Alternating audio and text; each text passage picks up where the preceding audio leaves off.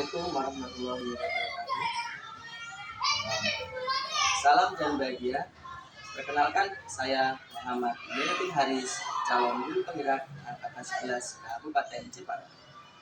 Pada kesempatan kali ini, saya akan melakukan wawancara dengan modul 3.1 pengambil keputusan berdasarkan nilai kebijakan seorang pemimpin. Pada pagi ini, saya ditemani oleh beliau, seorang kepala sekolah di Kecamatan Pecangaan, Kabupaten Jepara. Mohon Bapak untuk memperkenalkan diri. Assalamualaikum warahmatullahi wabarakatuh. Perkenalkan, saya Rini Setiono SPD, Kepala Sekolah SD Negeri 5 Kroko, Kecamatan Pecangaan, Kabupaten Jepara. Terima kasih Bapak. Bagaimana kabarnya hari ini Bapak? Alhamdulillah. Terima kasih. Sebelumnya saya sampaikan Bapak telah memberikan waktu, tempat, juga kesediaannya untuk melakukan wawancara dengan saya. Dalam hal ini untuk memperdalam pengalaman saya untuk memperoleh pembelajaran bagaimana Bapak sebagai kepala sekolah dalam mengambil suatu keputusan berdasarkan nilai-nilai kebijakan. Untuk yang pertama Bapak, pernahkah Bapak dapat menceritakan suatu pengalaman yang berhubungan dengan dilema etika Bapak, di mana suatu keputusan itu diambil berdasarkan yang benar dan melawan kebenaran? Terima kasih. Ini Pak Garis, terkait dengan dilema etika, tetap dimanapun tempat ada. Sebagai langkah dalam mengambil keputusan terkait dengan dilema etika, tetap kita mengedepankan etika yang kita kedepankan sesuai dengan etika yang ada dalam surat musik dalam hal ini seperti dalam kode etik guru Republik Indonesia. Mungkin begitu. Terima kasih Bapak. Terus, pernahkah Bapak mengalami suatu kasus yang berhubungan dengan dilema etika saat menjadi kepala sekolah? Alhamdulillah di tempat kami belum pernah, tapi menurut saya jika pun ada permasalahan tetap kita tangani secara internal dari personilnya, teman-teman kita nanti kita berikan pemahaman sehingga nanti ke depannya bisa ada peningkatan yang lebih baik. Menurut saya Untuk memperdalam lagi pemahaman saya, kan harus ada suatu kasus yang harus kita Pak informasikan sebagai suatu catatan bahwa Bapak dapat menceritakan satu pengalaman saja yang berhubungan dengan dilema etika, boleh dengan saat dengan guru atau soal kasus dengan murid seperti itu Pak. terima kasih. Terkait dengan dilema etika kaitannya penanganan guru terhadap murid, yaitu beberapa waktu lalu yaitu ada siswa yang merasa dibully dan ada wali murid yang meminta kepada guru untuk menjauhkan. Kemudian guru berkonsultasi dengan kepala sekolah, akhirnya kita cari akar permasalahannya, kita selesaikan, dan kita hadirkan wali murid sendiri, tidak bersama-sama, hanya mencari apa keluhannya, kemudian kita sampaikan dan kita tangani, dan kita sampaikan ke beliau bahwa pulang nanti bisa menangani, dipercayakan pada guru, baru nanti kalau guru tidak bisa nanti kepala sekolah yang akan menangani, sehingga itu di dalam kelas, di dalam sekolah yang terkait dengan siswa pun tetap merasa nyaman. Mungkin itu. Terima kasih Bapak. Selama ini bagaimana Anda dapat mengidentifikasi kasus-kasus yang merupakan dilema etika atau rujukan moral. Dilema etika atau rujukan moral, menurut saya itu terkait dengan hati nurani. Baik itu tindakan yang mencederai, karena kita tetap punya etika yang harus menjadi contoh bagi siswa, karena bagaimanapun guru adalah sekolah, jadi semua yang ada di lingkungan sekolah adalah teladan bagi siswa-siswa, sehingga kita tekankan tidak ada permasalahan yang terkait dengan etik di antara guru, sehingga nanti kedepannya pendidikan di sekolah menjadi kondusif. Luar biasa sekali, Pak. Selama ini bagaimana Anda menjalankan pengambilan keputusan di sekolah Bapak, terutama untuk kasus-kasus di mana ada dua kepentingan yang sama-sama penting dan sama-sama benar, Bapak? Terkait dengan tadi yang saya disampaikan, lalu itu sama-sama penting atau kita tetap harus memiliki rasa keadilan. Sebagai pimpinan kita tetap harus adil. Kita tempatkan kalau memang yang salah itu yang salah, benar-benar, tetapi tetap dengan cara-cara yang santun. Jadi kita tetap menjalankan juga tidak langsung vulgar, tetap kita memberikan pemahaman yang agak panjang, sehingga nanti tidak ada rasa yang tercederai dari yang merasa benar atau yang merasa salah. Itu yang Terus langkah-langkah atau prosedur seperti apa yang biasa Bapak lakukan untuk mengatasi hal dilema etika tersebut? yang jelas pertama tetap ketika ada dilema itu kita cari akar permasalahannya. Akar permasalahannya itu bisa berangkat dari pribadi dari personil, dari teman-teman guru, kemudian kita pelajari, kemudian setelah ada permasalahan nanti kita konsultasi bersama, kita koordinasi bersama, kita bahas bersama pengerjaannya, tetapi tidak bersama-sama dalam semua timnya dengan personil itu sendiri. Nanti tidak ada yang merasa kesalahan. Jadi semua kita pimpinan harus mengalami semua. Lalu hal apa saja yang menurut Bapak cara paling efektif dalam mengambil suatu keputusan sehingga keputusan itu merupakan menjadi keputusan yang win-win solution. Jadi artinya tidak merugikan salah satu pihak. Menurut saya tetap kita gali seperti tadi yang saya bilang, akar permasalahannya apa, kemudian kita mata ketemunya, kemudian kita gali lagi untuk pemecahannya, kemudian baru kita sampaikan kepada yang lainnya, sehingga semuanya merasa teralami dan kita tidak perlu menjustifikasi, tapi tetap memberikan rasa aman, nyaman bagi semua. Aman, nyaman untuk semua. Terima kasih. Selanjutnya, hal-hal apa saja yang selama ini menjadi suatu tantangan atau kendala bagi Bapak sebagai kepala sekolah dalam menentukan atau mengambil suatu keputusan? Menjadi tantangan itu adalah terkait dengan kebijakan yang secara aturan teknis tidak tercantum, kadang ada terkait dengan iuran dan lain sebagainya yang tentunya melibatkan semua stakeholder, baik masyarakat, polisi, wali murid, dan pihak sekolah. Tentunya membutuhkan koordinasi dan kolaborasi kerjasama yang bagus di antara semua. mungkin itu tantangan kita.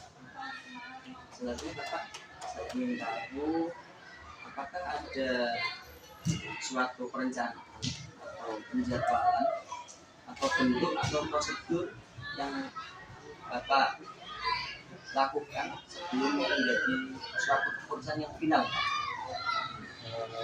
Untuk penjadwalannya kita rutin untuk istilahnya biar 1 bulan sekali mengadakan pertemuan tentang perubahan yang ada di lingkungan kita, terkait pembelajaran, pendampingan siswa, itu semua yang ada di program sekolah. Minimalnya adalah 1 bulan kita mengadakan rapat.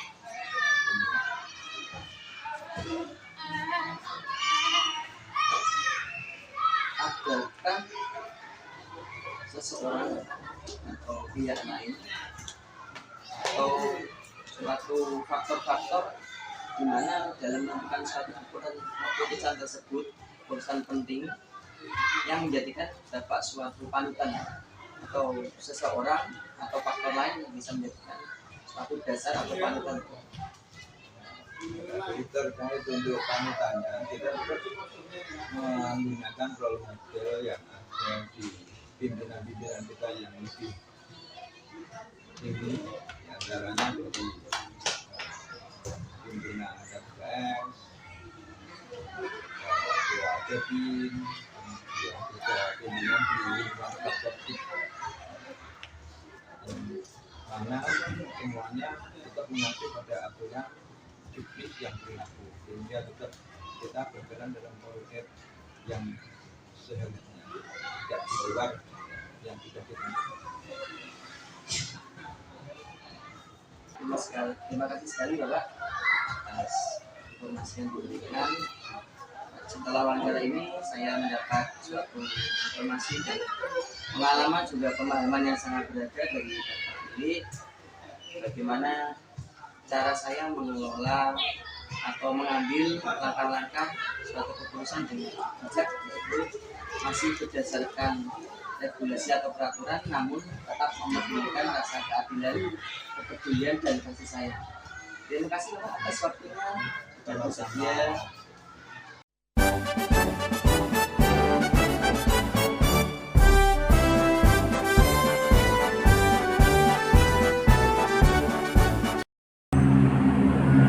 Assalamualaikum warahmatullahi wabarakatuh. Perkenalkan, saya Muhammad Jainuddin Haris, calon guru penggerak angkatan 11 dari SD Negeri 1 Bening, Kecamatan Pecangan, Kabupaten Jepara. Pada pagi hari ini, saya berkesempatan untuk melakukan tugas wawancara dengan kepala sekolah. Tentu saja, saya pagi ini bersama beliau, kepala sekolah, masih muda dan berprestasi. Namun sebelum itu, mari kita sapa dahulu. Assalamualaikum warahmatullahi wabarakatuh. Waalaikumsalam warahmatullahi wabarakatuh. Bagaimana kabarnya hari ini? Alhamdulillah, sehat. Sebelum mulai, mohon izin beliau Bapak berkenan. Assalamualaikum warahmatullahi wabarakatuh. Assalamualaikum. Kenalkan, saya Ahmad Rifai, kepala sekolah di SD Negeri 2 Bening. Di sini saya sangat gembira, sangat antusias atas kegiatan dari Bapak Jainuddin Haris untuk melaksanakan wawancara di sekolah ini.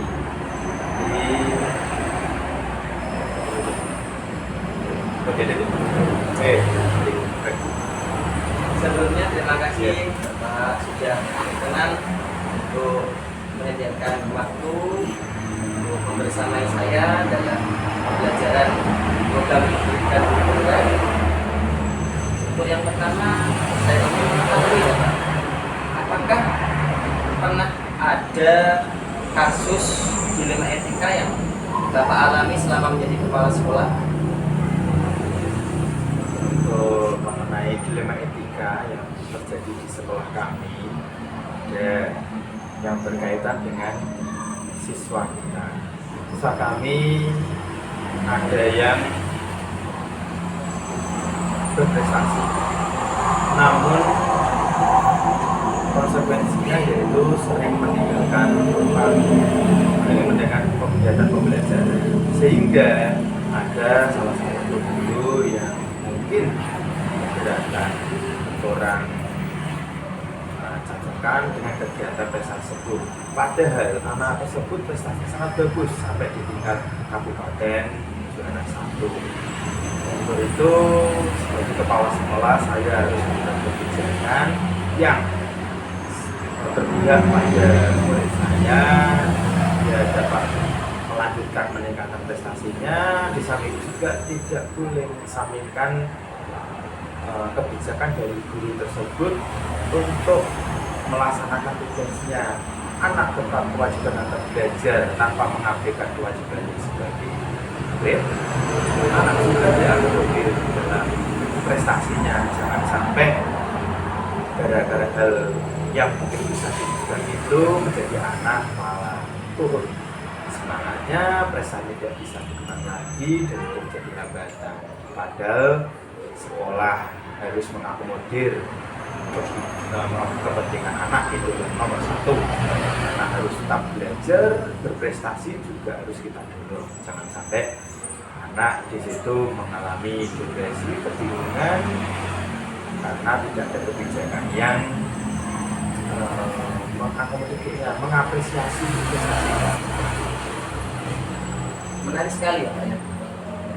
Selanjutnya bagaimana langkah-langkah yang Bapak tempuh sebagai kepala sekolah dalam menentukan atau mengambil suatu keputusan yang merupakan dilema etika ini Pak, benar dan benar ini? Sebagai kepala sekolah kita harus senantiasa mengambil poin-poin yang krusial itu dan mendiskusikan dengan semua teman keluarga sekolah, guru, kawan, sepertinya untuk mengapresiasi anak, untuk pemerintah memberi semangat pada anak. Salah satunya anak tetap harus dorong dalam prestasinya. Kedua, guru juga harus diajak diskusi bagaimana dalam pendidikan ini sama-sama menemukan itu. Nah, salah satunya yang sudah kita lakukan yaitu kita diskusi kepada guru yang berkepentingan, guru yang mengalami dilema tadi, bahwa anak itu sebenarnya padahal prestasinya dan kehadiran dalam belajarnya ya harus dapat proporsi minimal. Nah, kalau kurang dari itu nanti kan terjadi ketidakadilan. Nanti ada anak yang merasa bahwa kok enak Pak, dia tidak pernah mengikuti pembelajaran namun dapatkan nilai sama, kok tidak adil ya. Guru kami merasa bahwa kita memang tidak adil jika yang lomba itu kita akomodir, kita biarkan saja.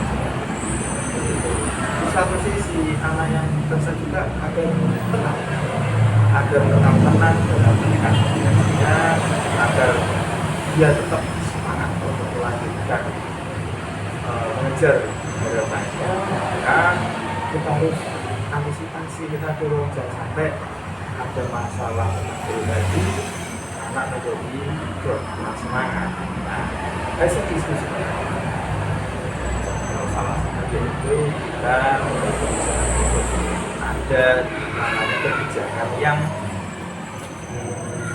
bisa menjadi pedoman sehingga nanti pada saat anaknya bersekolah di kemudian hari tidak terjadi dilema. Salah satunya yaitu kita membuat kebijakan tentang apresiasi bagi anak-anak yang berprestasi. Ya, diberi apresiasi yang guru. Jadi kita membuat kesepakatan dengan guru dan anak-anak yang lain. Sama teman-teman kejadiannya ya kita turunkan spesial. Jadi tidak, kalau mau anak yang pengen silakan berprestasi, boleh kehadiran boleh, dia harus yang kedua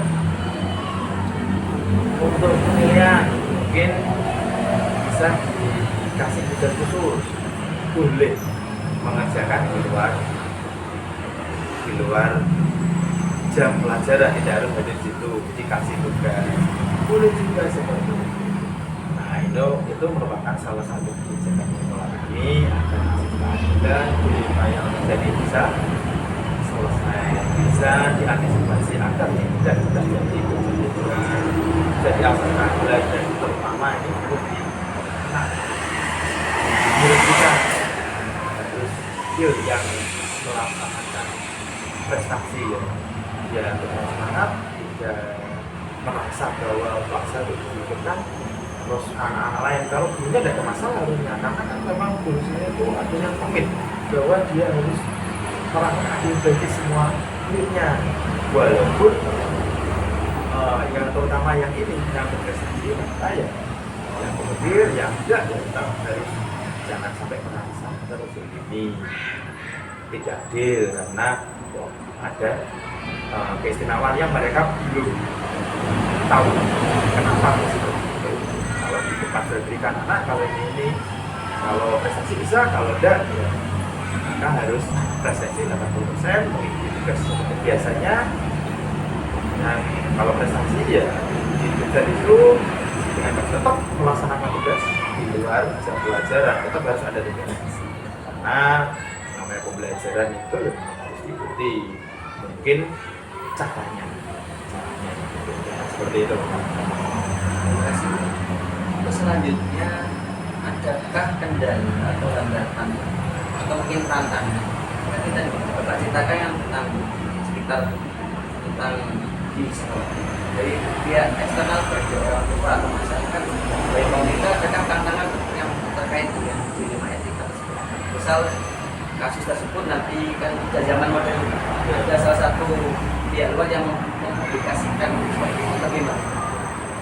Yang namanya tantangan kendala itu pasti, maka kita di sekolah harus membuat kebijakan, mencari alternatif, membuat landasan hukum kebijakan di sekolah yang bisa mengakomodir masalah itu.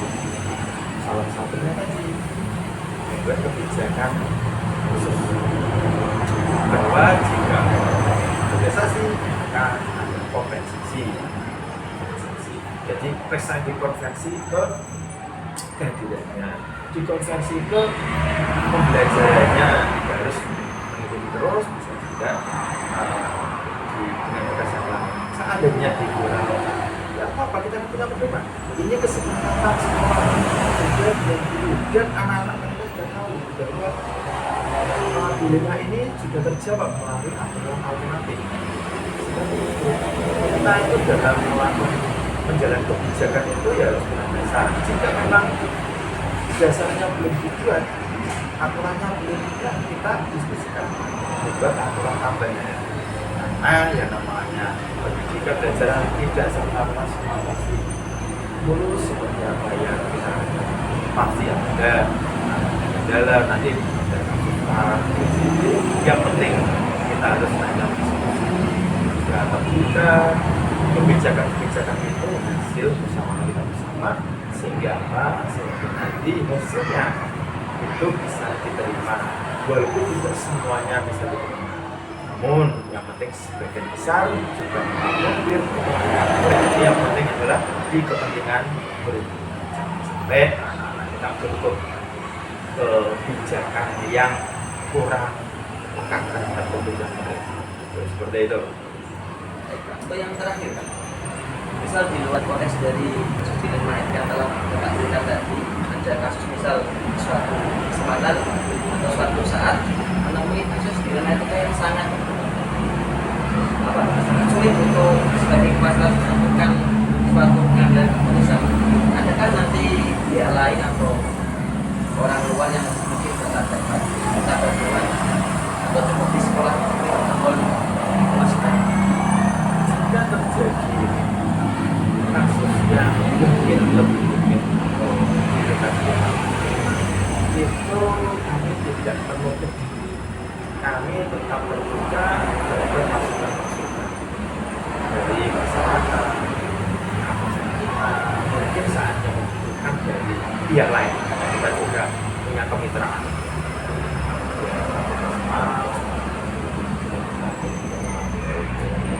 sampai itu saat mulai yang itu kita pada saat menyelesaikan masalah-masalah kendala yang membutuhkan masukan dari lain, yang penting dirinya adalah satu, kita senantiasa terbuka bermusyawarah, menerima masukan, dan yang paling penting adalah semua itu mengikuti dalam kepentingan murid. Tidak boleh terlalu mendominasi, tidak boleh kita berpedoman dari kepentingan sekolah tidak. Yang penting adalah anak kita, murid kita berkompetisi kepentingannya. Nah, dan saya yakin hasil diskusi, hasil masukan dari kita tentunya ya masalah kalau banyak orang yakin pasti ada jalan, apapun permasalahannya pasti ada jalan keluar. Saya yakin itu, dan prinsipnya adalah jalan keluar tersebut hasil diskusi tidak boleh keluar dari kepentingan itu kuncinya itu harus kita agar murid tidak hanya yang bermasalah itu, namun seluruh murid kita terakomodir. Itu. Terima kasih banyak sekali. Kami pada bagian penutup, pada bagian refleksi, kami mohon Bapak untuk berkenan memberikan saran dan motivasi kepada saya sebagai calon guru penggerak agar kedepannya dalam penanganan kasus dilema etika dapat mengambil yang baik atau tidak solusi. Dari refleksi kegiatan malam hari ini, yang pertama kita sebagai pendidik dulu harus senantiasa memikirkan kepentingan murid. Itu adalah hal yang paling utama, karena sejatinya kita mendidik anak itu macam-macam, dan juga sesuai zamannya kita harus berpedoman anak-anak itu senantiasa berkembang dinamis sekali. Zaman dulu tidak boleh sama dengan zaman sekarang. Jadi kita harus mengikuti, kita harus memiliki wawasan yang luas dalam memecahkan problematika anak kita. Yang kedua, sebagai kami sebagai pembijakan sekolah, juga sebagai harus senantiasa mencari wawasan yang pas dalam upaya untuk memecahkan, dalam upaya untuk mendidik anak-anak kita itu menjadi lebih baik, menjadi dalam terutama pada prinsipnya hasil diskusi antara kita tadi dari hal tadi dapat mengakomodir permasalahan-permasalahan dilema yang terjadi bersama anak-anak kita itu, sehingga nanti dengan hasil diskusi kita nanti bisa menyelesaikan masalah-masalah yang terjadi di anak-anak kita. Pada prinsipnya itu ya mungkin refleksi perkembangan kita sebagai pendidik adalah senantiasa fokus pada kepentingan anak. Kebijakan-kebijakan yang kita berikan harus menjawab permasalahan anak, dapat meningkatkan kompetensi anak, mengapresiasi segala apa yang sudah dicapai oleh anak kita. Itu harus bisa disampaikan ya, semangat sebagai calon guru penggerak. Ini sudah modul keberapa? 3-1. Tinggal 2 modul lagi ya. Nah, saya sangat apresiasi, mendukung sekali program kegiatan calon guru ini. Kenapa? Karena guru itu tidak boleh diam, karena kita dituntut. Anak kita itu sekarang itu sangat dinamis.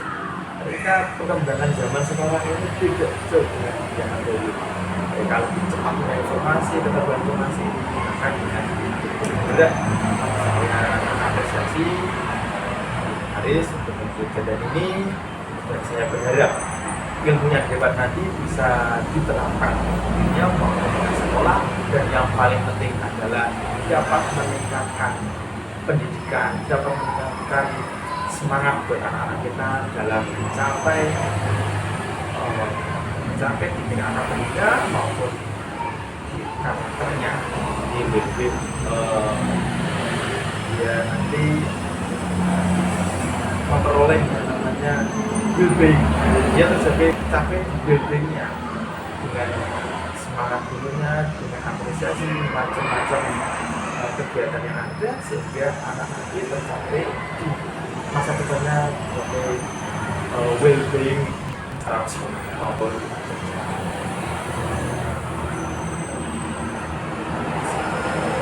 itu Pak Riz. Semangat ya Pak Riz. Demikian Pak, sudah selesai wawancara kali ini. Saya ucapkan terima kasih sebenarnya atas kesediaan waktu telah mengganggu waktu Bapak untuk mendapat tempat dan lain-lain. Jadi saya ada yang tidak berkenan baik perkataan maupun sikap, saya mohon maaf. Terima kasih sekali, hari ini saya merasa sangat bersemangat mendapatkan informasi dan tambahan ilmu baru, pemahaman juga tentang ilmu etika saya menjadi bertambah. Terima kasih sekali Bapak Ridhoi atas ilmu dan segalanya yang pada saya telah bicarakan. Selanjutnya mohon izin tentang wawancara ini.